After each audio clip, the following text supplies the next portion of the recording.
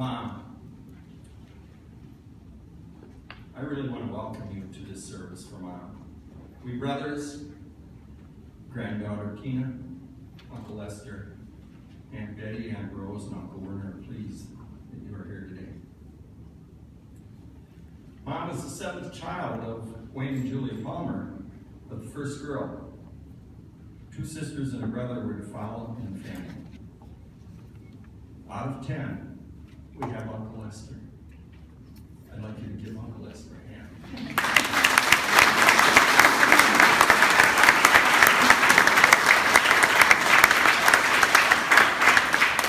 Standing ovation would have been complicated. I know it, and thank you. You should have. Yeah, that's right. If they could have stood, they probably would have. Mom's middle name, Augusta, came from her maternal grandmother. And that grandma lived with the Palmer family in her later years until she passed. That grandma was known as a trickster and a tease, and I understand she pinched extremely hard. The older boys were strong enough to carry her up the stairs to her bedroom in the evenings on a chair. That was Social Security.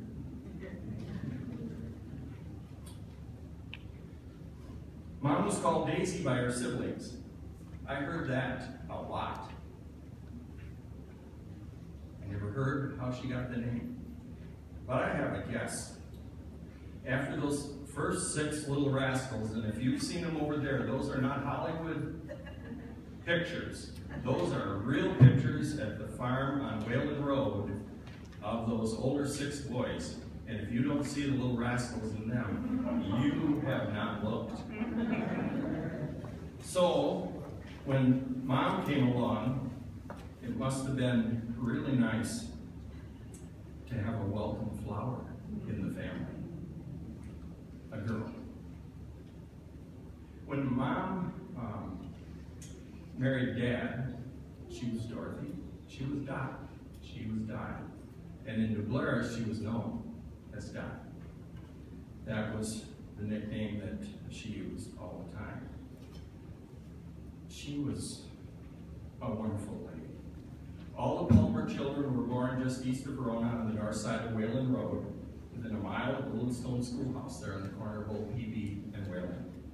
She started grade school there, but she finished her 8th grade year down at the Eulogy School. That was a state-graded school. And of course, it wasn't too long of a walk from home, right there just south of Eulogy. Uncle Lester still resides there today. And Mom called that home. And during the year and 4 months that she was here, she many times said she wanted to go home. And so I thought the house, I thought out our place. So she wanted to go to the farm, Eulogy.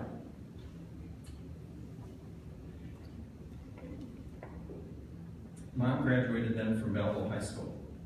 It was quite interesting that one of her teachers, and only a few older persons will know that in this room, was Neil Lunenschloss. He became the superintendent of schools in Glarus. And of course, the school owned the house directly south of us, off of 408th Avenue, right up the hill, a big house there. And so that's where the superintendent lived. So not only did she have him as a teacher in high school, now she had him as a neighbor and the superintendent in Glarus schools that had to put up with us young kids. Let's back up just a bit. Mom was expected to be as good a worker as her older brothers. Was that true, Uncle Les? Yes. They weren't going to let her slide. I mean, that was very simple. Remember, she was in the area of hand milking and then finally milking machines, horses, and then finally horses and tractors. She would lead the horse pulling the hay fork, taking the loose hay up off the load, transporting it out of the rails, and they would send it along in the barn and drop it into the mound.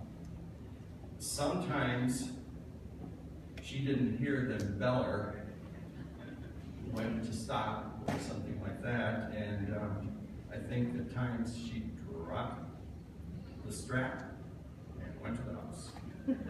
That's just tough, you guys to deal with that. And of course, it was always fun when the neighbors came and the company did their thrashing and so on, and she got to go to the field and carry water out to all the neighbors. That was a time of neighborliness. It was really important. People needed each other. Remember, Great Depression. So they raised huge gardens. They kept the dairy, hogs, chickens, and ducks for milk, butter, meat, and eggs. They canned. They surfaced the big crocks with lard to seal them up so that they could have foodstuffs. They shared with relatives, friends, neighbors. They didn't have much money, but they sure did eat well. And so did all the others that were associated with them. And that was a tremendous example to Mom on how my grandparents, Wayne and Julia,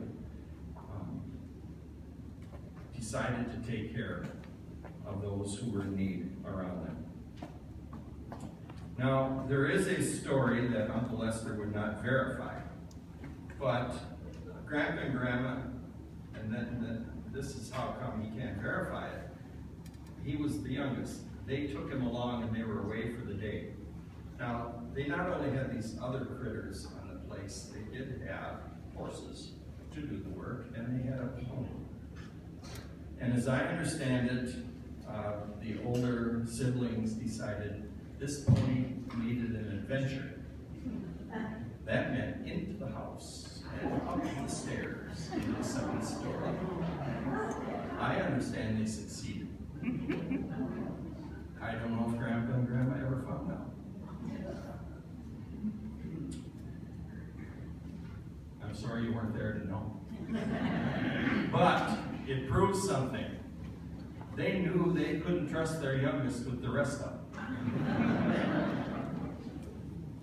That's quite cruel. Mom was confirmed in a combination group of young people from Peel Swingley and the sister church in Belleville. She did always take her faith seriously.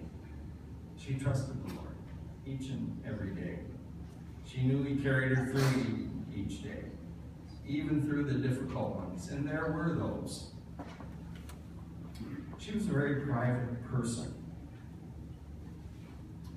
I asked my brother Ed this morning, how many times did you ever see Mom cry?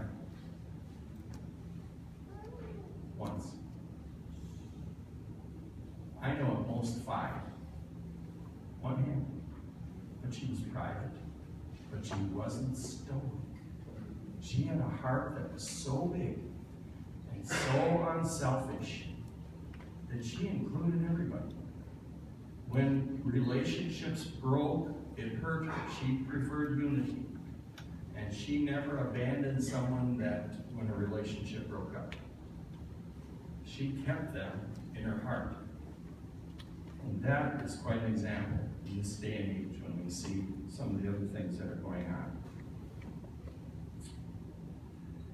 She experienced the death. She was about 9 years old when her brother Earl passed. The maternal grandmother passed.